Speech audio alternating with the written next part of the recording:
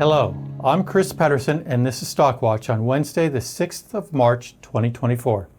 All advice is general advice and may not be suitable for you. Always consult your financial advisor before making any investments. All questions from viewers should be sent to stockwatch@fnn.com.au. Here I did a summary of the past 6 months. These are the top stock performers that I've given you on Stockwatch.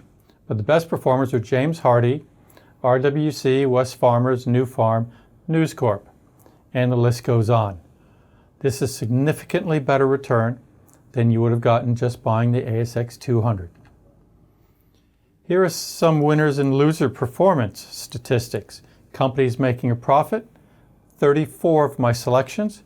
Companies that are in a loss, 14. This is an excellent ratio. By the way, this excludes companies that I rated neutral or had no opinion on. And these are based on prices as of Friday, March 1st.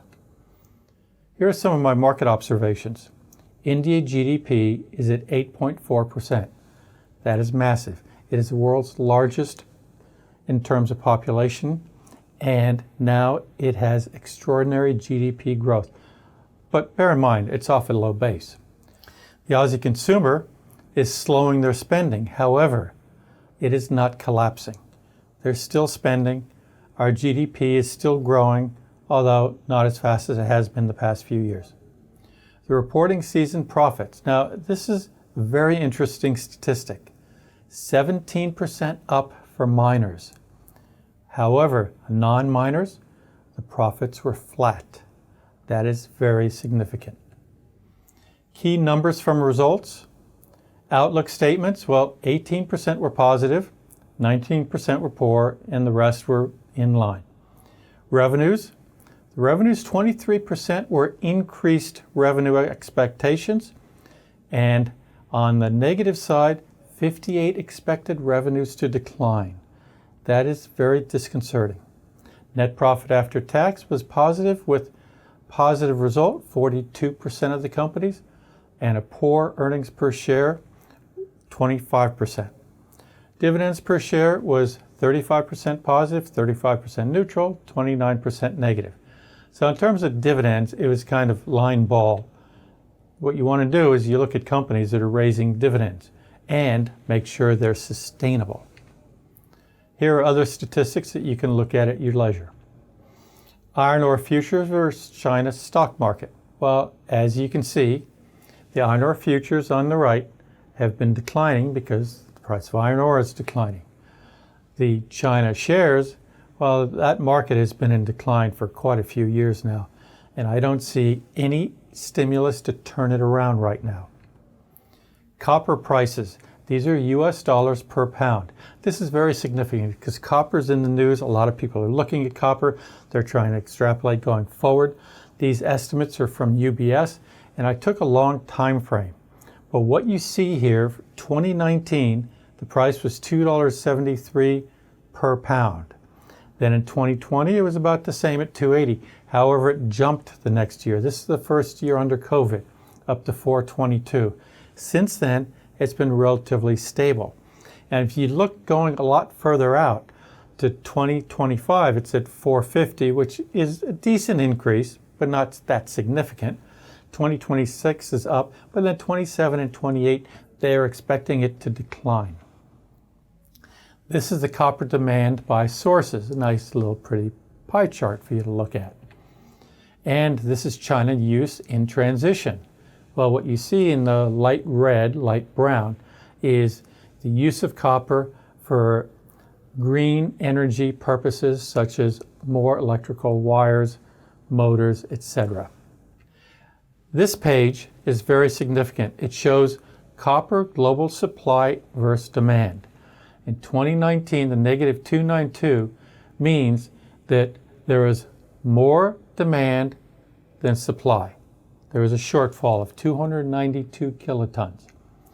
But when you go further out, what you see is that in 2022, it was in surplus.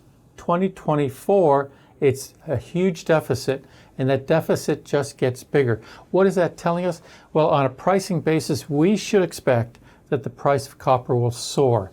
However, history tells us that when the price of copper starts to go up, suddenly there's a lot more supply available for the market and it goes back to equilibrium. This is why UBS is saying that going further out, like 2027 and 2028, the price of copper is going to decline some back to $4. That is not because of current estimate, but because they know historically that large price rises in copper create a lot more supply to satisfy the demand. This is a chart that I thought you'd find very interesting. It has nothing to do with finance, although it sort of does, because obesity drugs come into play. The dark red countries are ones that have a high level of obesity. You look at the United States, that's not too good. You look at Australia, oops. I mean, we might not have a lot of obese people in certain areas, but as a country, we're eating too much. Now, 3 companies I want to cover today. First is Sandfire Resources. The reason for this one is it's a copper miner. Take a look at the 5-year chart. It's kind of been not moving all that much, up and down, but now it's breaking out on the upside. It is at $7.83. You can see on the right how it's ticking up. Let's take a look. Is this sustainable or not?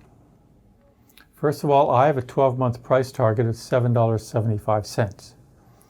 Then if we look at revenue growth rates, which is very good from 2023 to 2026, it's 10% per annum. That's excellent. Earnings per share during that same period is growing at 35% per annum. However, that is off a very low base, so it's deceptive. The dividend growth rate, it does not pay dividends. Now, if we look at PE on the 2025 earnings estimate of 25 cents, it's a PE of 31 times. That is expensive. For a miner, that's expensive, and for Sandfire, that's expensive. The yield on the 2025 dividend, well, there is no yield because they don't pay dividends. Free cash flow is negative until 2025, so that's not too good either. And the payout is not meaningful. Sandfire is a Perth-based copper company. If copper rises to $4.50 per pound, then the net present value of Sandfire should rise up to over $11 a share. That looks attractive. However, it might be a while before that actually happens. Until then, I would rate this company neutral. A lot of miners and copper companies, they have a lot of volatility. They're caught in cycles. This company really, if they can't pay a dividend, I'm just not so sure about it. It is hot the past week, but today it's down. I don't know if this big rise is going to be sustainable. Cleanaway Waste. Code on the ASX is CWY. It's trading right now at $2.57. This 5-year chart shows you that it's going nowhere. And on a numbers basis, well, 12-month price target, I have it as $2.55. I expect it to continue going nowhere. The revenue growth rate is very low, 3% per annum. Earnings growth is pretty strong at 23%, but that's off a low base also.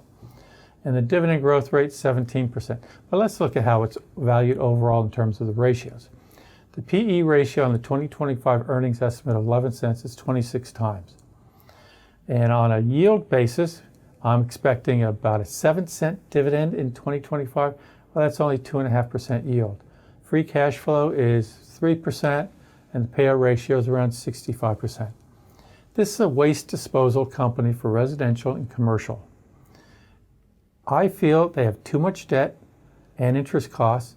In addition, they have labor problems. They haven't been able to solve these problems yet. When they do, it might be a buy, but it's not there yet. I rate it neutral also. Last company is South32. This company is a spin-off from BHP a long time ago. The code is S32 on the ASX, and it's trading at $2.89. Look at the chart. The past year and a half, this company has been a huge disappointment.